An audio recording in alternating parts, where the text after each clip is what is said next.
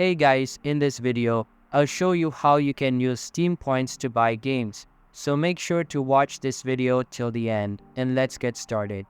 First, open the Steam app on your PC, and if you don't have it, you can access it on any type of preferred browser on your PC. Then make sure to log in using your Steam account. After logging in, simply head over to the Point Shop by hovering your mouse cursor over Store tab. You can also access it by clicking on the Point Shop icon at the top. After you are inside the shop, you can see there are many things present here.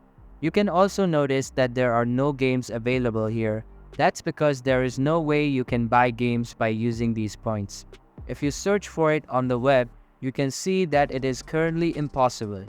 But instead of games, you can buy other things like avatars, backgrounds, and other things. That's how you can use Steam points to buy games. Hope you liked this video. Thanks.